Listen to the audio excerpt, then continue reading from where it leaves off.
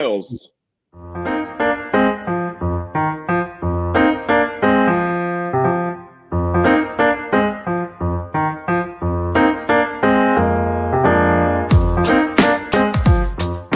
Hi, I'm Eric Sabri, your Wayne County Treasurer. If you're living in the home of a deceased family member and you're facing property tax foreclosure, the probate process can be helpful to you.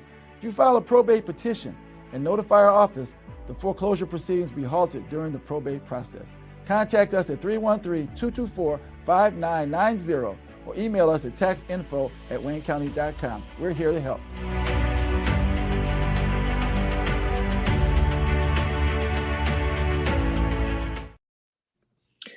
Good morning and welcome to another episode of The Week That Was. My name is Saeed Khan, and what a week it has been.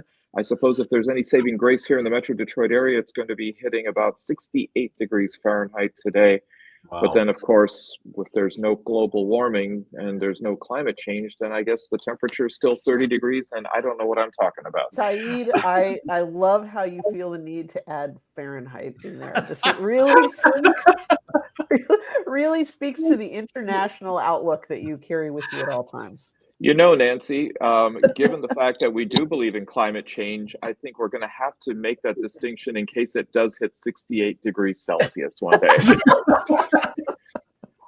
So when archivists go back and listen to this this podcast, inebriated or on whatever substance they can go ahead and consume at that time, I think the distinction needs to be known that I remember back when. Anyways, I mean, in that case, then I suppose we should probably also talk about the fact that it is what is that 34, about 17 degrees Celsius, or maybe a little bit more. That's math. Stop that. That's okay. I'm sorry. No introductions. I'm sorry. You're going to change. When I was in second grade, I'm now about to retire. We still can't figure out how to. Can't figure it out. I was lost. Yeah. I can't do math. We can't even go from Fahrenheit to Celsius. We can't do the metric system. I mean, we're ridiculous. Need my abacus. Yeah. Well, just to show you how many passengers fly in and out of Metro that are from Western Ontario, the pilot I was flying back from South by Southwest the other day did actually give us the temperature in both Fahrenheit and Celsius. Wow. So just so that all of the Ontarians on board weren't going to collectively say sorry.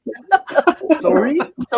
Hey. So anyway, go do the introductions. Now that we have Canadian pronunciations out of the way, we are joined with a great crowd as always. We have entrepreneur Myles Wilson joining us. Hey, Myles, how you doing? We have our troika of attorneys, Joel Sklar, Bill Seikaly, and Steve Fishman. We have labor and community activist Barb Ingalls, veteran journalist Nancy Derringer, and of course, co-founder of Deadline Detroit, Allan Lengel. And see, we have people from around the world, or at least from Southern California, reporting to us what the weather is there. It is infectious.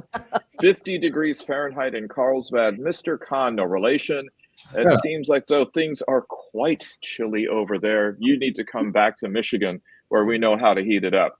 All right, well, first thing off the bat, it looks like half of the staff working at the Department of Education has simply been told you no longer are employed at the department, and it looks like this is going to be the beginning of a trend to perhaps dismantle the Department of Education all along. What is happening in Allen? We have video.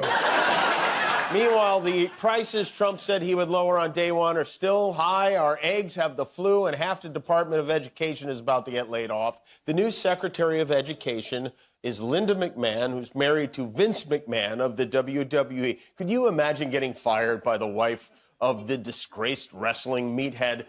Don't let the folding chair hit you on the way out. Here's a math problem, okay? If the Department of Education has 4,000 employees and the president cuts 50% of the workforce, how many edibles do I need to get through the next 4 years? Now, I know you just showed your aversion to math, but does anyone have a number of how many edibles it will take? All of them. Thank you. Buzz Lightyear to infinity and beyond. All right. Thank you, Jill Sheridan. It is sunny in Jupiter, Florida. What are the odds today? But Yeah. but good to know. All right. Well, no, but in practical terms, I mean, this seems as though it's going to have not only an impact on K to 12, but also on higher education. Myles, I mean, what is the scuttlebutt where you are in thinking about how this is going to impact everything from public schools to private schools to charter schools to school of choice, or even universities and colleges? I think you are muted, or we can't hear you, Myles. We'll get back to Myles when the audio kicks in. Anyone else want to comment? I mean, since we are all products of having a Department of Education. It's, I mean, a public education is fundamental to social mobility. Public education, I'm looking at my parents, who came from public education. I came from public education. Public education, it helps people advance. It teaches us about, theoretically, hopefully, government, civics, how things work, how to think in the real world, how to advance. And if you take that away, you're just going to create a greater class of rich and poor. Those who can afford their kids to, to send them to decent schools, live in good neighborhoods, and those that can't, and the diversity and the inequity is just going to get greater. So how much of this is cultural and how much of this is economics, as far as the agenda behind it? I think it's cultural. I think it's all. The Republicans have been talking about. Yeah, the Republicans have been talking about dismantling this department since it was nearly since it was founded. But you're absolutely right, Joel. The cutting education, whether higher or lower, is the biggest cutting off one's nose to spite their face that I've yet heard. And anyone who believes that this money is somehow going to go back to the states where, it will be spent on, where it will be spent more wisely, blah, blah, blah. Oh, look at this. I guess. Hooray. And see, I thought we saw the theatrics of the Blood Moon last night. Anyway, anybody who believes that this is somehow cutting fraud and waste is a lying sack of shit. And I have been so angry this week, not just at this, but the rest of it, that I can't even tell you. So it's devastating, I think. And it's devastating. Hey, Craig, greetings to you too. Bill. Yeah, I mean, I don't think we can look at what's going on with the Department of Education in isolation. I think you've got to look at what they're doing in all the departments. This is part and parcel to it. I've been trying to figure out, we talked about it a little bit offline, what really is the agenda? I can't figure it out, but it seems to me that the goal is to create havoc. But no matter what happens, no matter how many judges rule, and I applaud this, the judge in California finally really took the Department of Justice to task and reamed them yesterday for these firings of all probationary employees and ordered that they be reinstated with back pay. I applaud him for taking him to task, but it doesn't matter. They fire these people, even if they bring them back on, they're not giving them work to do. The goal appears to be to dismantle government as we know it. And whether it's to privatize it, I mean, look, I don't know what Trump and Musk really is, but it appears to me clear that the goal is to dismantle government as we know it.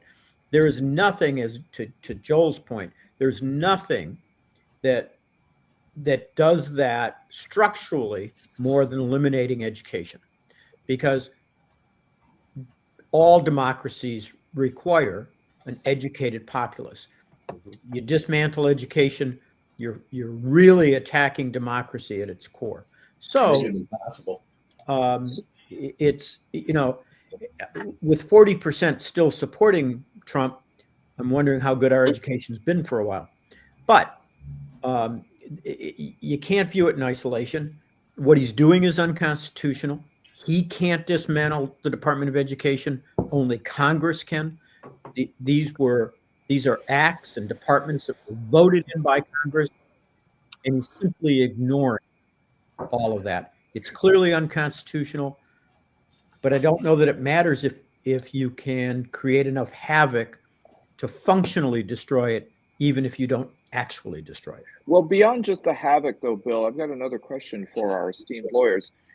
There is actually right now some judicial action which is pushing back, as you said, creating injunctions, and perhaps those, as they make their way up the ladder, could conceivably be upheld. What enforcement mechanism is there for the executive branch to comply with a judicial order compelling him to then go ahead and act constitutionally? Respect for his constitutional obligation to do so. Respect for the limitations on his power, which of course Trump is incapable of doing. So now we're getting back to how many edibles it's going to take. But I mean, I would recommend. I'm sorry. Go ahead. I apologize. I was going to make a recommendation of how many. Yeah, I would go like a whole bag a day type of thing. You really got every 2 hours you need a bump. Let's take it that way. Okay, continue.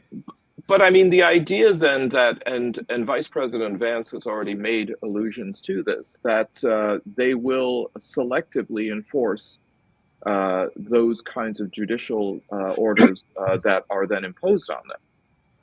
Steve, you want to weigh in on this? I mean, I have a view. I think that for me, it's clear. But Steve, you want to weigh in on this first? I do not. Go ahead. Okay. Look at Saeed. The answer from a constitutional point of view is clear. You've got to have two branches that agree to do it. So if the Congress doesn't step up and do its job, then he can ignore anything he wants that the courts say. But well, I mean, what would that look like if Congress? The mechanism. Look, it's a violation of his oath to ignore a court order. He should be able to be impeached. There's all kinds of things. We see no evidence that they're going to do that. We see no evidence that the Congress is actually going to step up. The next alternative is for the people to vote out the people in Congress who won't enforce the Constitution in 2 years and have them do something about it. But that's how the structure is created. That's the theory. It's not the theory, but it's how it's worked for all these years. But it's a theory because it's not going to work now. Well, it's not working now. So it may or may not. The last time it didn't work, we had a civil war. Right, because you're supposed to agree to certain assumptions that we're a constitutional republic. There are certain rules that confine what we do. And Trump is amoebic. He has no boundary, none.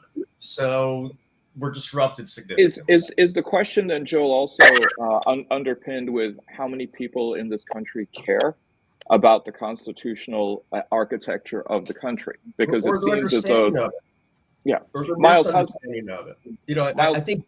I'm sorry. I apologize. I'm sorry, Myles. How's your sound? Hopefully, Myles, the audio's working. Yeah. No big deal. You got sort of. Yeah, I can't hear you guys. Okay, Allan. I think you're on mute, Allan. You're muted, Allan. That's correct. We're lost. Who's our captain? As I say, the whole process, and people like Marjorie Taylor Greene are buying into it. The demonization of public employees who are helping operate our government, and they tried to make the USAID people seem like so nasty and so sinister, and they have. And we were talking before the show. They have no concept of how government operates and who operates it, and they just cut and slash. They have no respect for for government workers. And Marjorie Taylor Greene basically said they're basically all bums. They don't bring in revenue. I mean, they're clueless. The idiocy is just reaching crazy proportions. So one of the programs that's been cut or that's been affected is the Fulbright program. And right now, there are thousands of Fulbright scholars around the world doing incredible work, both research-wise as well as teaching, who have no money. The money has been literally cut off, which is one thing to be said about those who are already in the field. But of course, this is going to then jeopardize and risk a program which has been categorically seen as a force for good when it comes to American soft power at the very least. Barb. I don't think that people even know what that means. I don't think people really know what a Fulbright scholar is. I don't think they know what a Rhodes Scholar is. I don't think they understand, the demonization of public schools has been going on for a long time. And people that don't know, but people, talk to teachers. I was at a gathering last weekend, found myself at a table full of teachers, the Detroit public school teachers.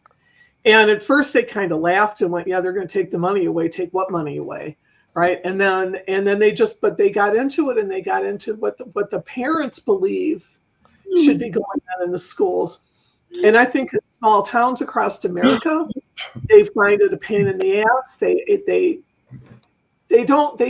really don't think they get what they're about to lose.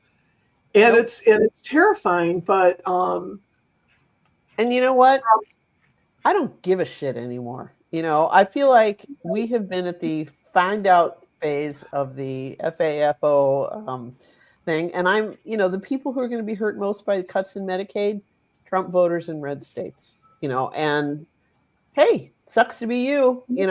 I don't want to be that person, but I find myself every day looking at the news and being that person. It's a terrible feeling.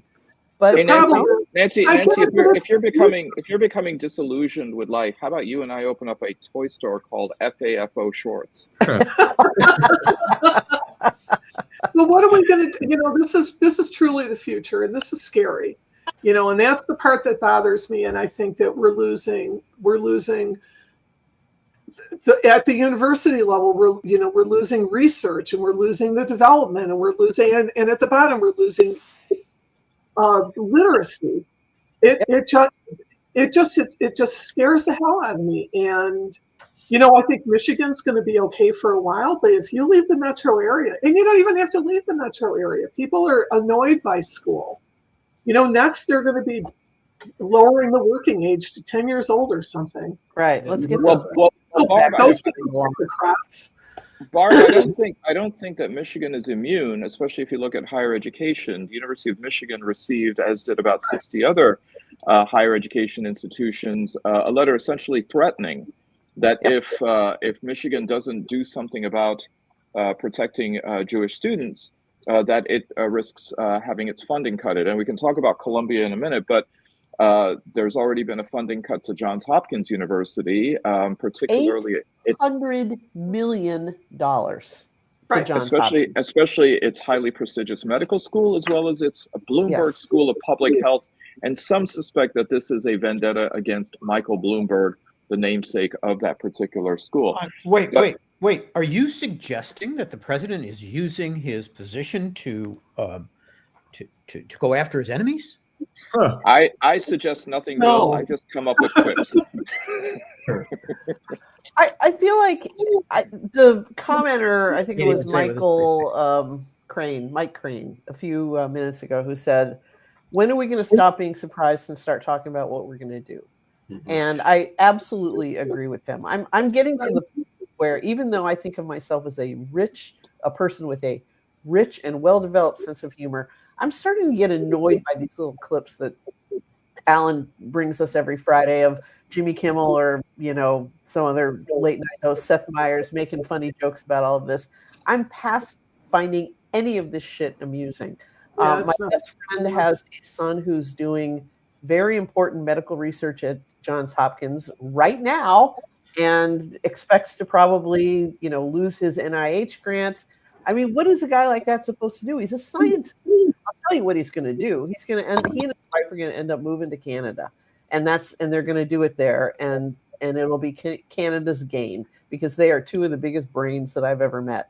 But I mean, why, Chuck Schumer is out there saying that he's going to, Barb, I love it, he's going to back this Republican spending bill. And I'll bet you anything that Bill Seikaly's close personal friend, Gary Peters, is probably going to vote for it too, because he's a centrist and he believes that we're a purple state.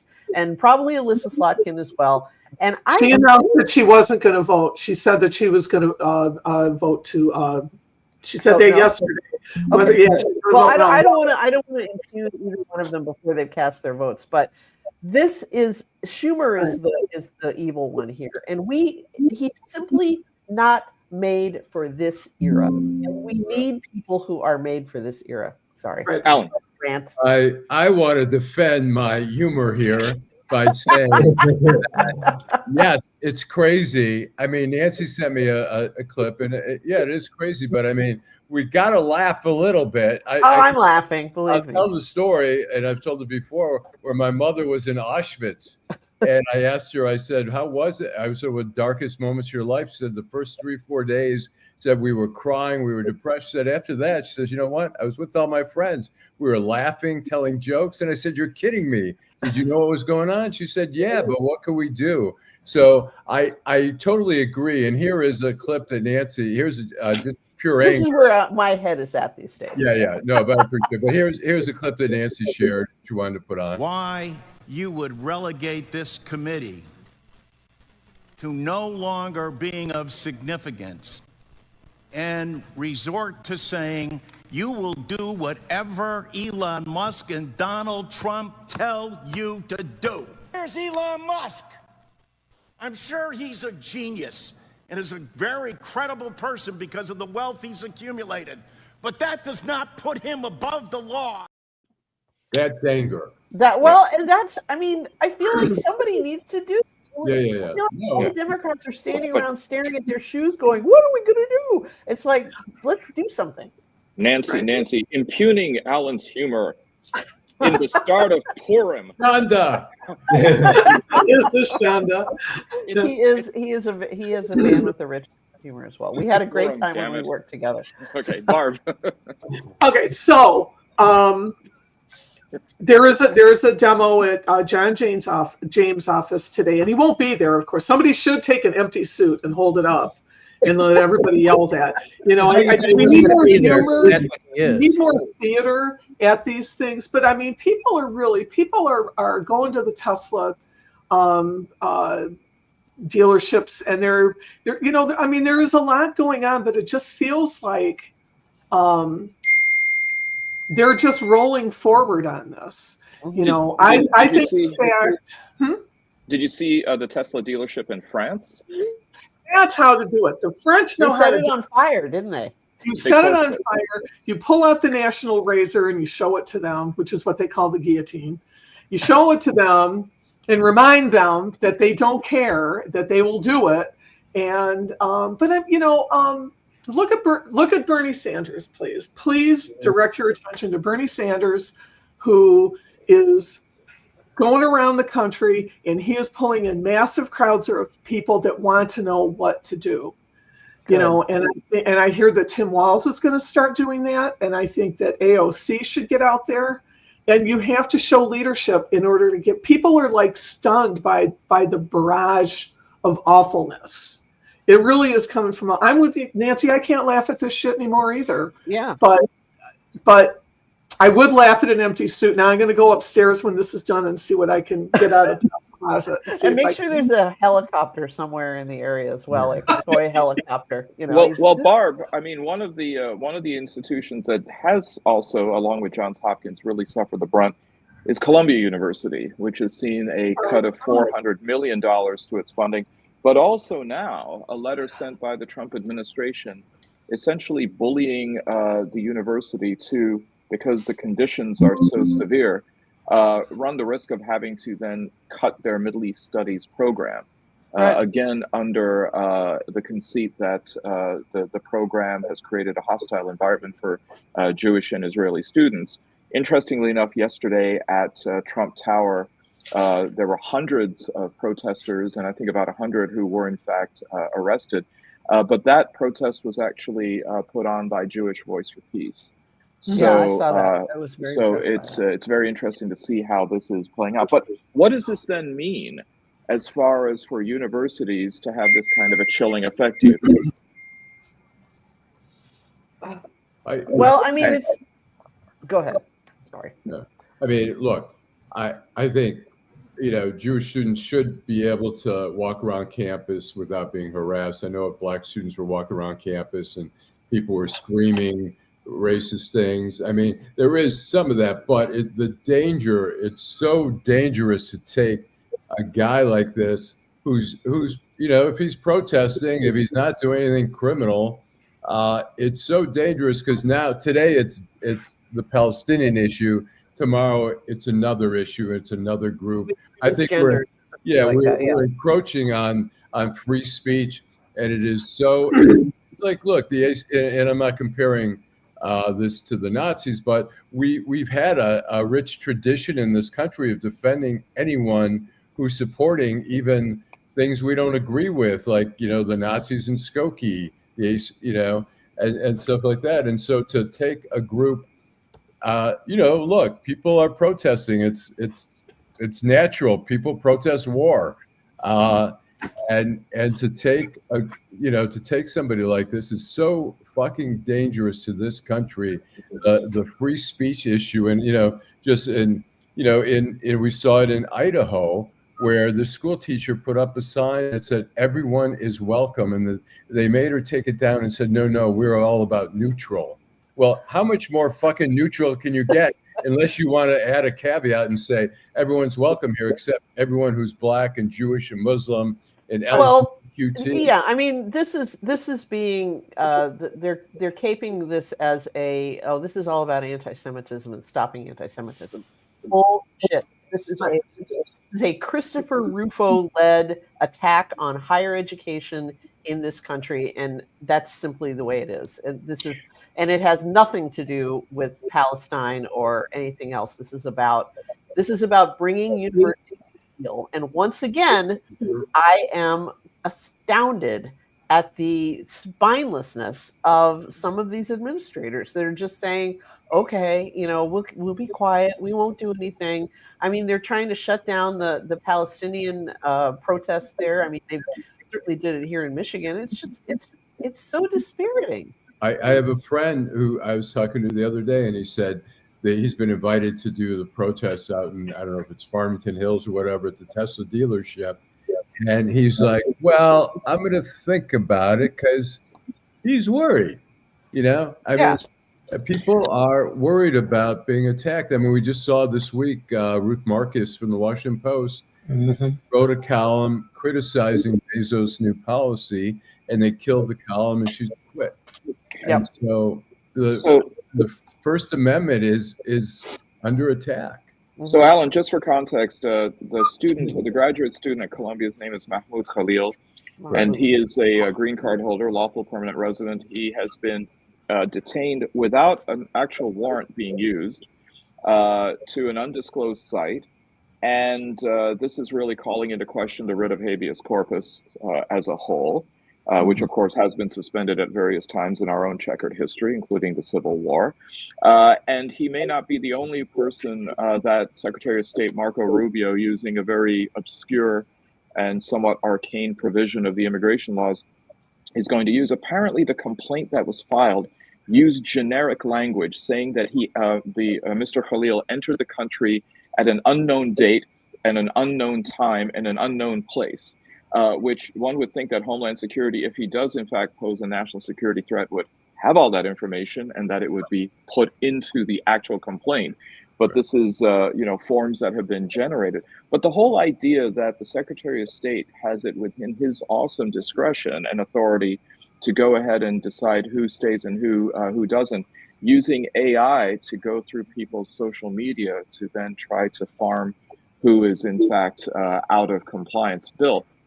Yeah, Steve, did you have something? You had your hand up. I don't want to step on you. I was talking about something else. I was about to talk about something that we had. I guess we've moved past. So no, go ahead. Nancy, I hate to challenge you. I do think there's an attack on higher education. However, I think it's far more than that. I think that what we're seeing here is an effort to pit groups against one another. This is an effort to pit Jews against Palestinians, to blacks against whites, any ethnic group that they can get to attack one another. I mean, I think the Khalil case is a classic. By the way, he's in Louisiana, though. You got to wonder, why did they pick him up in New York and immediately take him down to Louisiana, other than to make sure that he couldn't get proper legal representation? Yeah, Steve. But I want to point this out. We are now at a point where President Trump yesterday said, Chuck Schumer used to be a Jew, not a Jew anymore. He's now become a Palestinian. Listen, you asshole. Palestinians are a proud people with a great culture, and how dare you use the term Palestinian as an ethnic slur? Right. So, Bill, apparently, and this is coming right from the Guardian. Apparently, the group Betar US, which is a right-wing pro-Israel group, has a list of students that it has now given to the Trump administration to target and to try to deport. So It seems as though NGOs are doing the work to facilitate the deportation of people. Steve.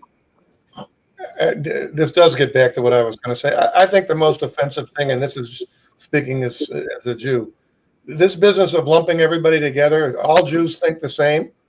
I mean, tons of the protesters out there are Jewish kids. Yeah. So, and they do the same thing with black people, and they do the same thing with the Arabic people.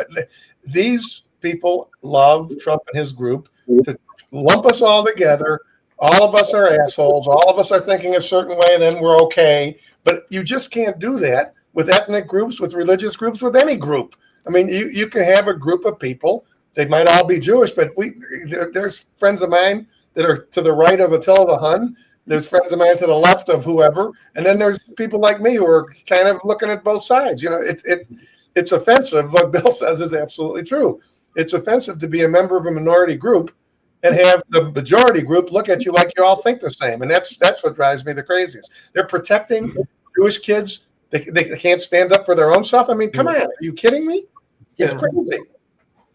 I mean, it's First Amendment retaliation is clear. It's to show free speech, which is clear. But this is emblematic of this is what the Trump administration is doing. It's not just this kid. It's everyone who speaks out against the administration is going to be subject to punishment.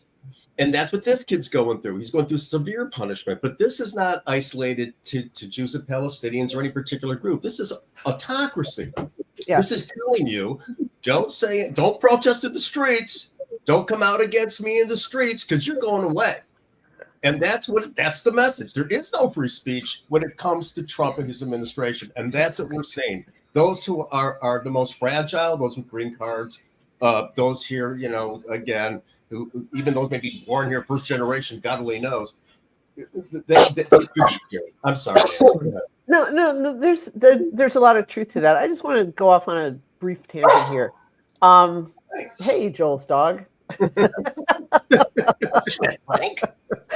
wants to be heard. Okay. I heard a clip. I was listening to a podcast the other day, and I heard a clip. How dare you? Of Trump talking in 2015 or 2016 during his first campaign. The difference between how he sounds now was amazing. I mean, he sounds today like he has lost many million brain cells. He's been driven mad by what he considers terrible persecution of him. He is and probably syphilis. And who knows, tertiary syphilis, Adderall addiction. And I feel like how Steve Bannon described him during the first term as he's the blunt instrument that we are using to, smash the deep state and everything is more evident than ever.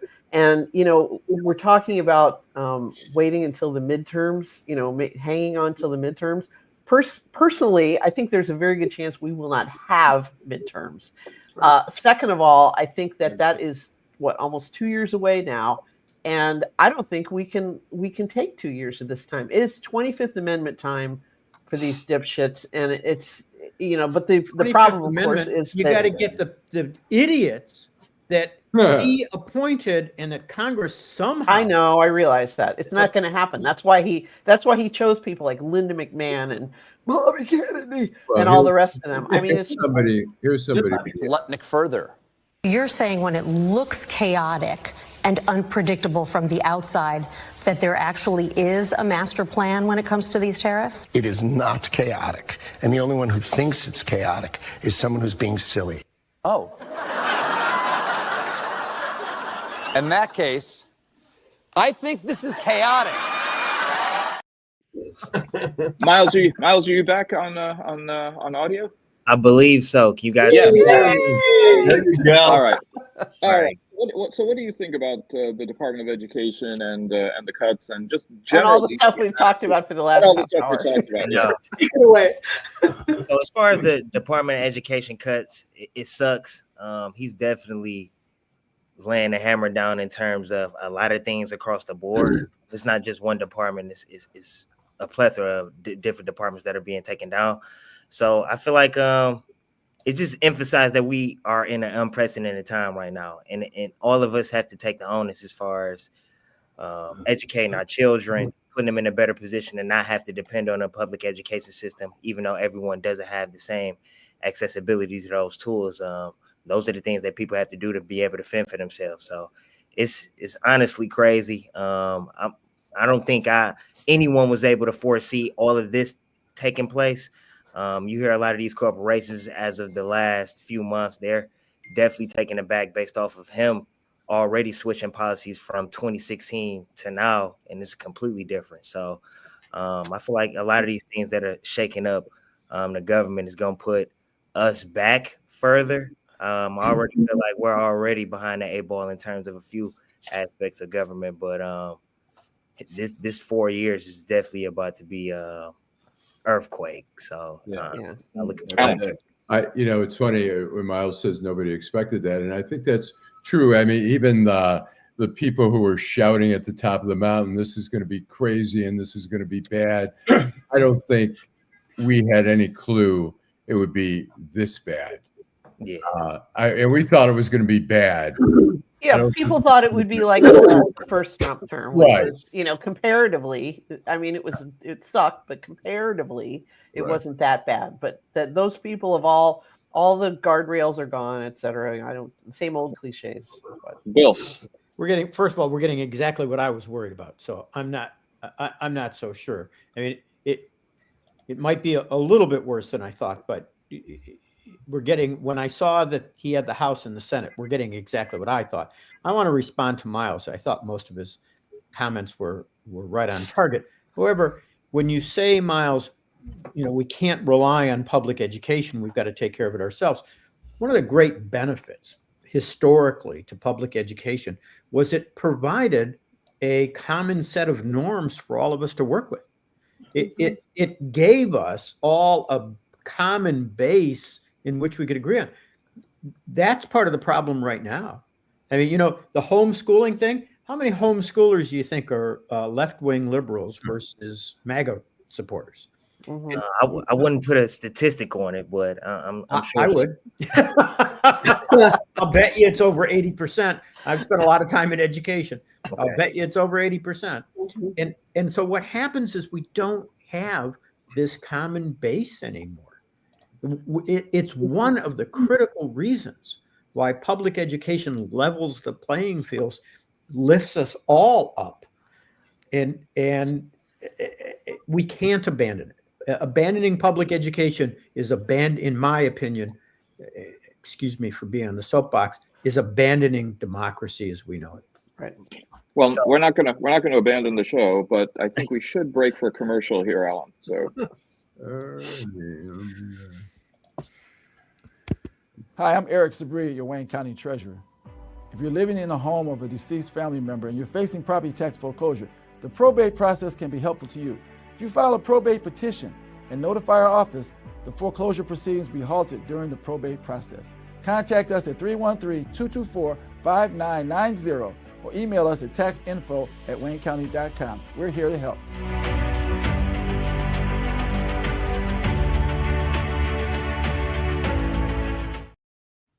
Well, go ahead, Allan. I was going to say, in terms of education, I mean, the idea that school teacher had to take down the sign in Idaho saying everyone's welcome scares the shit out of me. What's happening, and that's and the stuff going on in Florida, trying to teach slavery. There was an upside to it, a positive side.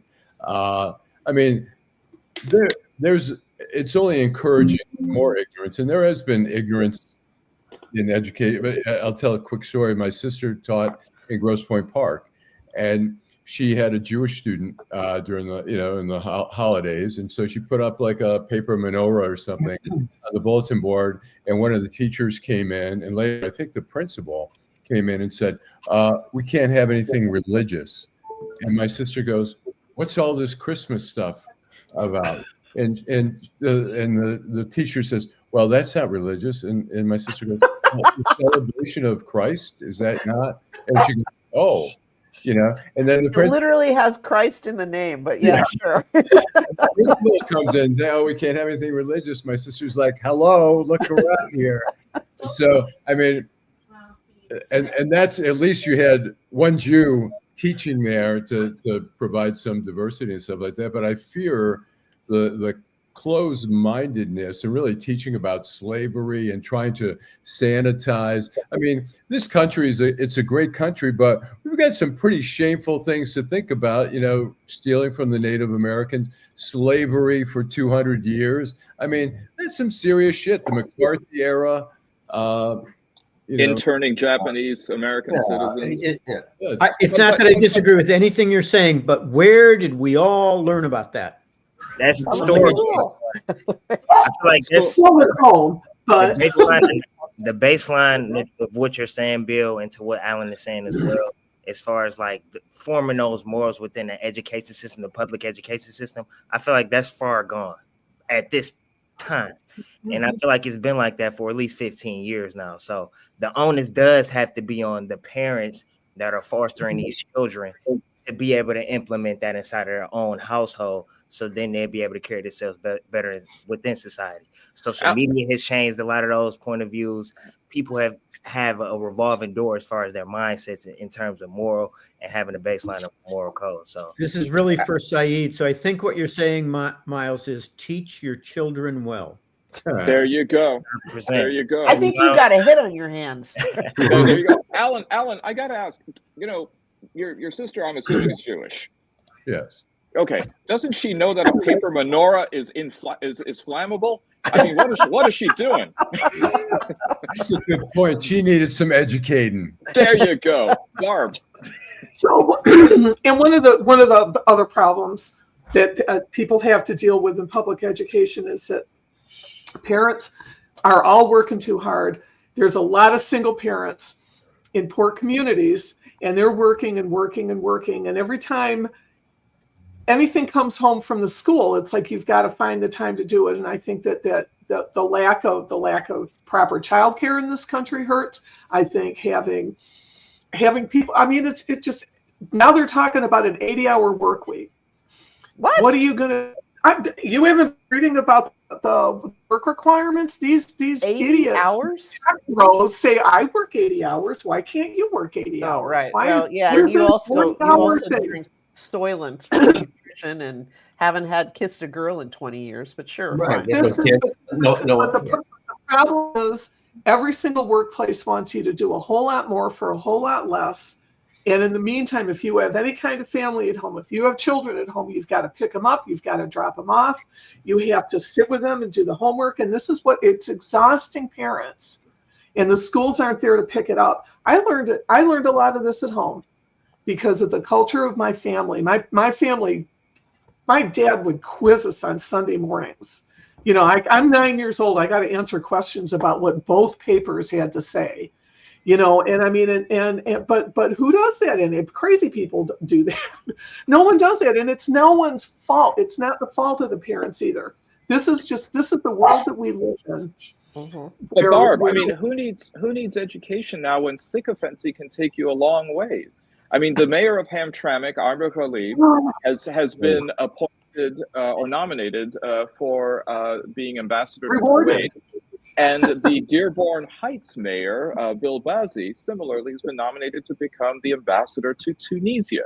Here are two Arab American, Muslim American mayors of towns in Metro Detroit who came out with their full-throated support for President Trump in the lead up to the elections last year. And it seems as though they have been rewarded by being sent off to a couple of Middle East, North African countries. Allan. I mean, I had I did a story on the banning of the gay pride flag there, and I got to talk to the mayor there, Mayor Galib, and he's a very nice guy, but very naive. I mean, when the Muslims were the minority there, the progressive consul did everything to try to make them feel at home. The Polish people were complaining about the call to prayer, the noise it was making. They passed an ordinance saying it was okay. Then when they became the majority, and I had conversation with the mayor where he's saying, it's democracy. This is what we want. We're the majority. And he doesn't understand that minorities still have rights in communities where they're the minority. And so it's kind of sad. And he was a Democrat, but he got attacked so much by people like Dana Nessel and all these liberal Democrats that suddenly Michael Flynn came to town and embraced the anti-woke. And then Trump capitalized on that. Trump understood that. And he, came in there. And the same thing with the Dearborn Heights mayor. So are you blaming this on Dana Nessel? And No, I'm not. Because, he apparently was sick the day that they taught this lesson in his public school, whatever it was, which is, yes, we do have a democracy, and democracy is a majority rule thing, but we also protect minority rights, because otherwise, people like him would have been turned away at the dock. So they had the consul. When he cozied up to Michael Flynn, who I believe is one of the biggest traitors in modern American history, he lost me. So either in late 2023 or 2024, the consul in Hamtramck passed by a slight margin animal slaughter, religious slaughter of animals in I remember that. Stuff like that, which the average American is like, particularly living in an urban area. Do I really want somebody killing a sheep in his backyard next door? Yeah, I get it. He's not going to embrace that, but so. Well, then there is Ted Nugent. I mean, let's not forget about him. But this whole but this whole idea about the assault on woke, the best story that I heard, the worst story this week, was Secretary of Defense Pete Hegseth and his Pentagon going against woke targets that includes the Enola Gay, the plane that dropped the first atomic bomb on Hiroshima on August the 6th of 1945. Steve. Keep in mind, this guy went to Princeton. I mean, think about that. He doesn't know what the Enola Gay was? Are you talking about? But the Enola Gay was targeted by Elon's broccoli heads, and they're slashing by Control F. They're looking for certain words that offend them. Precisely, but maybe they should read a history book every now and then. They can't. They're working 80 hours a week. How are they supposed to do anything like that? Right. So, yeah. Well, there is some chance of some electoral reform or some changes here. We have ex-Detroit Police Chief James Craig throwing his hat into the mayoral race. We have Lieutenant Governor Garland Gilchrist throwing his hat into the gubernatorial race, although it seems as though Governor Whitmer is supporting Jocelyn Benson, who, according to most polls right now, seems to be dominating, at least in a two-way race, Detroit Mayor Mike Duggan. I'm not sure what it says when it comes to a third. Oh, in a three-way race. Okay. So how do you see this as we're about a year out from the primary season for the midterms shaping up? Alan? I think Garland Gilchrist is really going to have to work on his branding. He's too low key. He's not enough of a self-promoter that some of the other. I mean, Jocelyn Benson she's a skilled politician, and he's got to take it up a notch. I mean, he's been in the shadows, and I don't think Whitmer is going to do a lot to promote him while she's trying to get to the presidency. But and as far as James Craig, I mean, it's interesting. We've had a debate. He's trying to brag that he's got connections. He's a Republican. He's got connections to Trump. I don't know how that's going to play in Detroit. Okay, Bill. Yeah. Again, I'm a Benson supporter, so that's full disclosure. But the fact of the matter is that I don't see anybody really competing with Jocelyn Benson when the women ran, Nessel, Benson, and Whitmer. She was the top vote getter. She got more votes than anybody else in the race, both times. she's very popular. She did a great job as Secretary of State. She's a great politician. She's very articulate, and she's got a really good mind. But here's what I really want to say about everybody getting in the race. I'm going to bite my tongue as soon as the show's over for saying this, but we ought to learn something from the Republicans. We do not, in this particular case, need an ugly primary. We don't need Mike Duggan getting in as an independent because he wants to be a spoiler. We don't need that. We need to solidify the Democratic control in the state of Michigan. We need to expand the Democratic Party, and we don't need to get into an ugly primary. And I say that for this race, and I say I'm going to say that, and I'm working very hard to make sure that it's true in the Senate race as well. We need to find the best candidate and push that candidate out. That's my view, because this is no time to argue amongst ourselves. We need to be fighting what Trump's doing. Myles, who do you think in January 2027, who's going to be sitting as mayor of Detroit and who's going to be sitting in the governor's seat? I don't know yet. I'll wait to see how things play out. But I do have a question for the panel. As far as the individuals that have tossed their hat inside of the race, why wouldn't Governor Whitmer vouch for her lieutenant governor as the to take? That's a really good question. I'm wondering why exactly. Oh, especially Allan and then Bill. As long as time they spent. I get what Myles is asking, and I'm disappointed that she didn't. I mean, I understand she probably thinks she's not going to win, and she doesn't want to be caught in that. But it's the primary. I think she looked better showing loyalty. He's helped her win 2 elections. He's helped bring some Detroit voters in. I think she owed it to him, and I think it was really a very kind of spineless, very political move not to endorse for the primary. That's my feeling. Okay, Bill. I don't think it's all that sophisticated of an issue.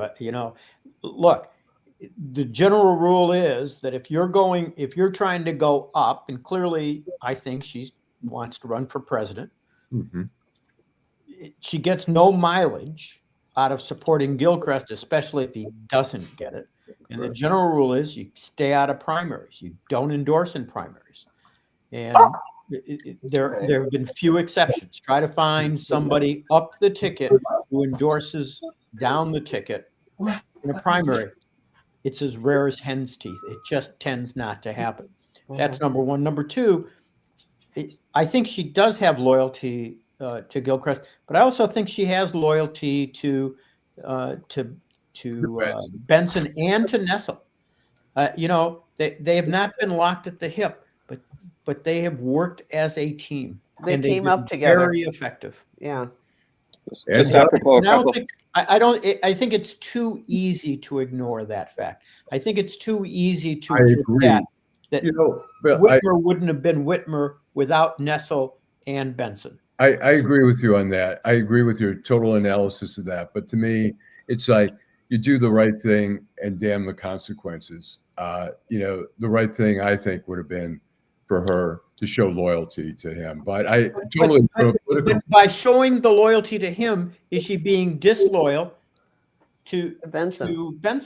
Right. She could call Benson and say, "Look, I got to do this. I'll support you in the general, whatever."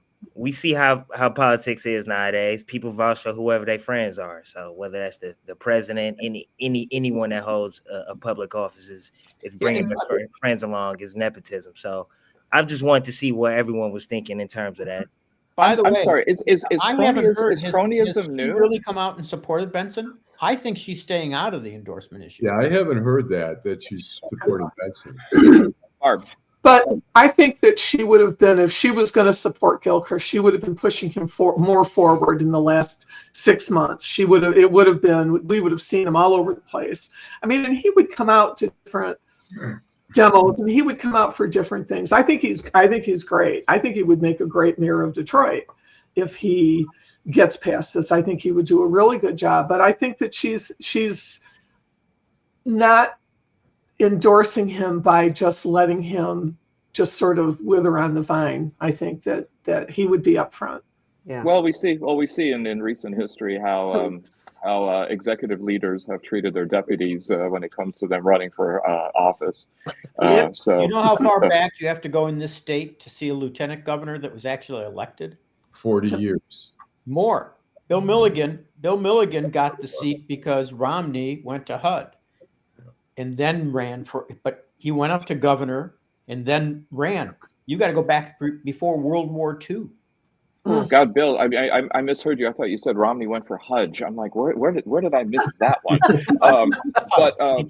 Just a couple of comments that we had coming in. First of all, yes, Canada's got a new prime minister. Mark Carney has been sworn in. And Terry, your recommendation for teaching new folks about representative democracy, I think it's important to see that American democracy has actually changed to this kind of 50.1% winner take all. And so when you have people like the mayor of Hamtramck, and I can't speak for the mayor of Dearborn Heights, but certainly Mayor Galib, feeling as though he's got a mandate, even if it's a razor thin one, that seems to be more of a reflection than it is an anomaly to the state of governance in the country. But anyway, just a point there. Alan, let's go to our final segment. Downtown Detroit, Robert Wells, Schmuck of the Week. All right, Myles, since we've got you and since your audio is working, let's go with you first. Who's your Schmuck of the Week? Someone I would like to choose is Alex Karp of Palantir. I'm not trying to point him out. I just feel like he's his company, how they've approached a lot of things as of the previous few years has been very brash, pretty much taking money to arm and align with countries to be able to take control. So I feel like Alex Karp, some of his recent comments that he made on Fox News this week, it's just kind of alarming. So I just want to point out him as a Schmuck of the Week. All right. And just to remind people what Palantir is, for those who may not be familiar. What do they do? Palantir, defense company, mainly using AI software as a main defense mechanism. Ukraine has, a lot of different countries have utilized it whenever they're at odds with another country. So I'm going to nominate and appoint Bill to come by your house to give you a bedtime story about a company called Halliburton, another company called the Standard Oil Company of California, and any number of other companies, including probably Goldman Sachs and Chase Bank, that go around the world trying to basically take over countries, allegedly. So, and Bill, by the way, I'll bring milk and cookies. Yeah. All right. How about baklava and cookies? I mean, baklava and cookies. This one, we have nothing but schmucks, right? It's pretty bad, but I'm going to go back a week and I'm going to say Kristi Noem, who went to the Canadian-Vermont border to acknowledge the death of a U.S. patrol agent. And when you go up into New England, I mean, it really is, in this particular case, it was the middle of a room. The Canadian-U.S. border, all through there. And she went up there and she stood on the U.S. side and said, USA, number one. And then she crossed the line into Canada and she said, the 51st state. And she did it 3 times. She went back and forth over it. And she summoned Beetlejuice then, or what? No, she shot a dog and then she went home. Actually, Barb, I think the dog was the patrol agent. So, it's when it isn't really terrifying, it's just plain fucking embarrassing. Yeah, so it is. Oh, Kristi Noem in a brand new face. Yeah. Steve. Mine was. I was in between 2 people. One was Mike Johnson, just because of his just unbelievably lapdog behavior and how he handles himself every day. But I have to go with Jeff Bezos when Ruth Marcus's article was not accepted because it wasn't sufficiently kissing anybody's behind. And I love the fact that she told him, really, I quit. That's exactly what I like to see. Rather than kissing the guy's butt, he's one of the wealthiest people in the world. Fine. You don't want to print it? I'll go. And I read, I'm not sure if you guys might know what she's going to do next. She already had a plan. but she just tells him to go screw himself. And to me, Bezos, who went from an actual normal person in terms of dealing with Trump to an ass kisser in terms of Trump, he's schmuck of the week for me. Good, Probably good one. Probably all right. Joel. I'm gonna piggyback a little bit, and then I got another one. Barbara, I agree with you with Kristi Noem. Her commercial though is the greatest. Where she's warning people, you better leave now, and she has a come hither look. It's very strange. So she is that I find really schmuck-worthy. The other one is that Elon Musk retweeted something from Alice Smith, which says Stalin, Mao, and Hitler didn't murder millions of people. Their public sector workers did. And the obscenity of relieving anybody who made decisions and made people do things and had the plan and implemented it, that they're not responsible at all. It's just those sad son of a bitch lackeys who carried it out. That's an absurdity. And to blame, to vilify, again, my public sector workers were my teachers who I loved. They taught me a lot. My teachers took great care of me when I was in school. Public sectors have been great. Workers have been great. So it is so offensive to me to demonize who I think are the kindest people in the world. And they're doing that. And it's part of a long plan. Every day there's a repetition of this. And every day we're a little bit closer to that autocratic fascist state that God forbid we ever get to. And can I just say this? And also a dangerous state. I mean, we had another incident with a major airliner last night, I believe, in Denver. Plane caught fire. People had to evacuate through the slides. Mike, for all the attention that Michael Lewis's books get, there's one that has really been overlooked, and he published it in like 2018, roughly during the first Trump term, called The Fifth Risk, five. And it's about what happens when you hollow out like agencies that keep us safe, like the Nuclear Regulatory Agency, the Food and Drug Administration, and these are people with real expertise, and they could be working in the industry and making 3 times the money, but they choose to work for the government and be on the side of the angels, and now they're being slaughtered wholesale. And vilified. It's a terrifying book, but I highly recommend it. So, Bill. Yeah, there are almost too many. As I mentioned earlier, Trump is such a jerk trying to use Palestinian as the new N-word. Right. That he was high on my list. And certainly Kelsey Helen, the DOJ attorney who, rather than try to support his position, withdrew the affidavit of the head of the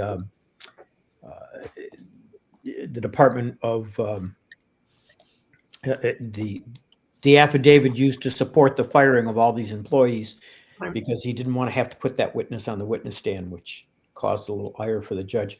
But I think that it's going to go to a Democrat today. Gavin Newsom has been trying to talk to MAGA people, and he had, of all people, Steve Bannon on. And I have to tell you, I think it's a good idea that we talk to MAGA people.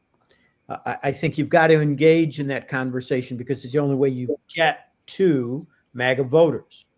So I don't object to that. But Bannon was on with Gavin Newsom, and he said, Gavin, you're a great guy because you represent the people, and your people feel the same way we all felt when the last election was stolen from us. And he kept his mouth shut, right? And Gavin didn't say a word about that. He did not challenge the big lie once. Well, that would be rude. You got to have conversation, but you can't throw away your spine. Yeah. And for that reason, I think he makes my schmuck of the week. I want to say something real quick about Steve Bannon, is that don't underestimate that guy. That guy knows Washington is one of the most vicious places, and he knows how to play the game. Elon Musk does not, and he's eventually going to cut the legs out from under Elon Musk. I disagree with you, Alan, but only for this reason. Musk is the richest man in the world, and Trump is never going to let him go for that single reason. Yeah, maybe. What about this idea, Bill, that let's say, and I mean, I think for some it's sort of the aspirational on the show, that in the midterms, the Republicans lose both the Senate and the House, do you think that Trump will then blame it on Musk? No, I think he'll blame it on everybody else, but he won't blame it on Musk. He'll say the elections were stolen. What are you talking about? Right. Yeah. He won't admit the election happened. Yeah, that's what he's going to say. Yeah. Okay, Nancy. It wasn't, again, I just want to echo everybody's point that we have such a bumper crop of schmucks on any given week these days. But wait, Nancy, do we have a binder full of schmucks? Yeah, we have binders full of schmucks.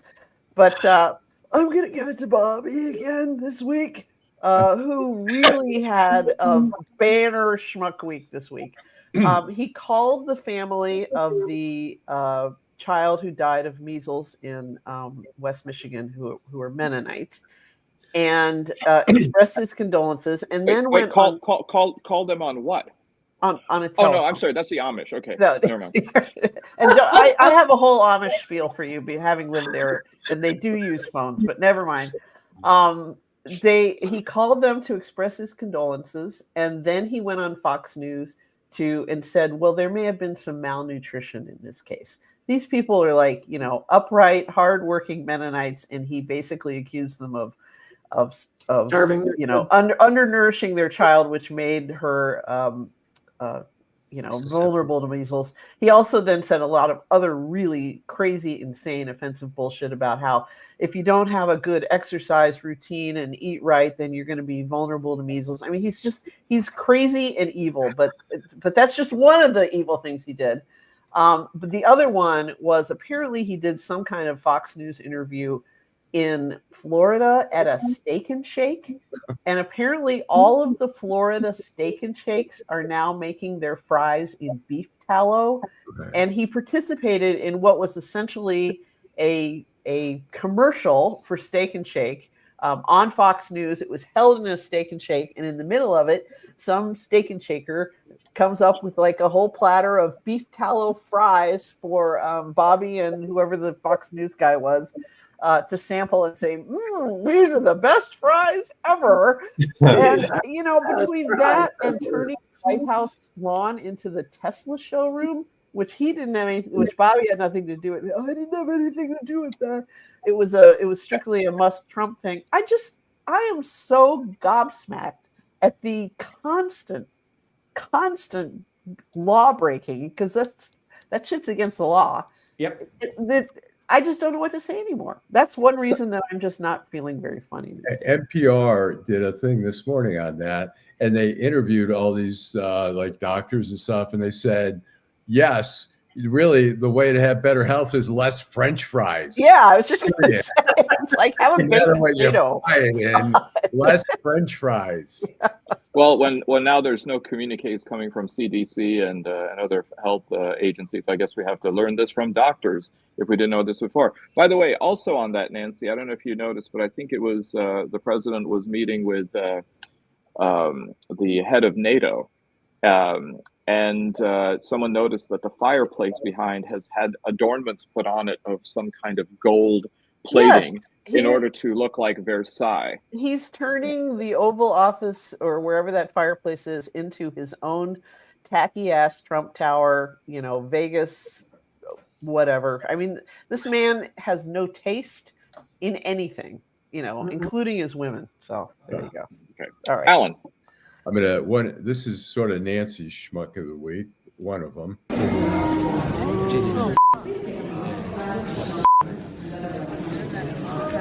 Kill that life!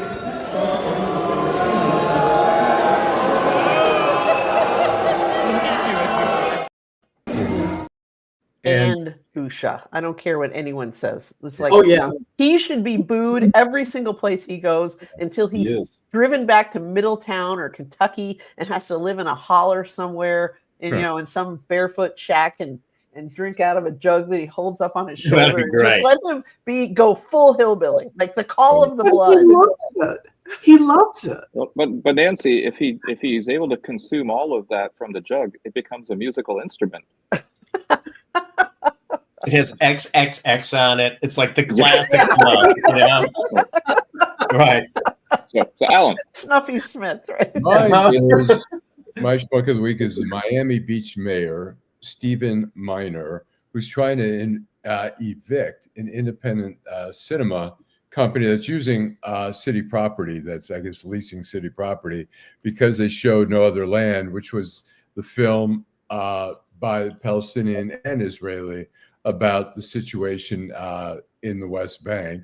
And again, whether you agree with that movie or whether you think it's slander or whatever, it doesn't fucking matter. It's the First Amendment is just encroaching and trying to silence people.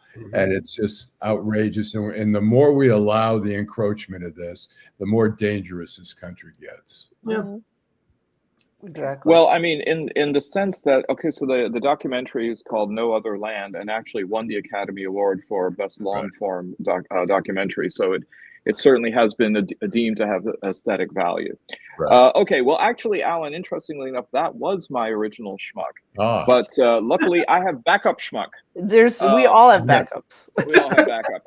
So my schmuck of the week is Sam Jones, an American social media hunting influencer, but self-claimed wildlife biologist and environmental scientist. Oh, Lord.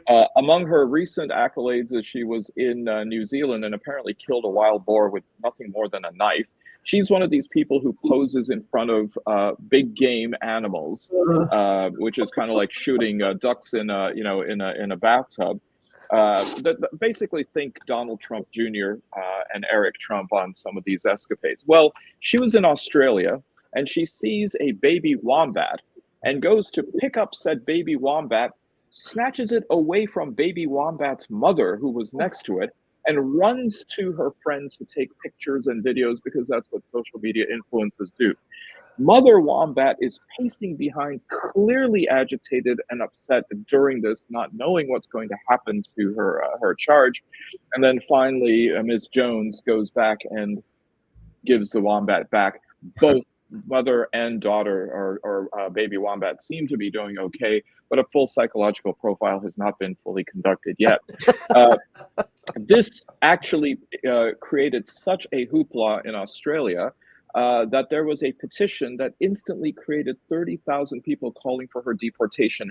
The Prime Minister of the country, Prime Minister Albanese, even commented on how egregious this was and pointed out, what would it be like if you took a child, ran off with it, with the mother pacing behind? So apparently wombats... That's what they did to the indigenous in Australia for years. So. Yeah, I was just going to say that's nothing. Which, of course, adds layers of Australian irony to this, mate.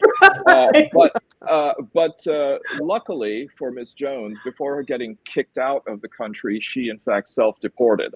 I don't know if Australia has an app for that, but at least she had the good sense to get out. So Sam Jones, for going ahead and traumatizing a very beautiful marsupial animal, and an infant one at that, without its consent, you're my schmuck of the week. Well, okay. Well, Steve already left without me saying goodbye. Yeah, that's not cool. Wow. Okay. It must be Purim. He's getting dressed. Yeah. Oh, yeah. Okay. Well, listen, thank you to Steve for being on the show. And thank you, of course, to a wonderful audience who always chimes in. Thank you for your comments. But also thank you, Joel Sklar. Thank you, Bill Seikaly. Thank you, Myles Wilson. Thank you, Barb Ingalls. Thank you, Nancy Derringer. And thank you, and with the last word, always, Allan Lengel. Drive home safely. Have a great weekend. Have a great week. And enjoy the weather.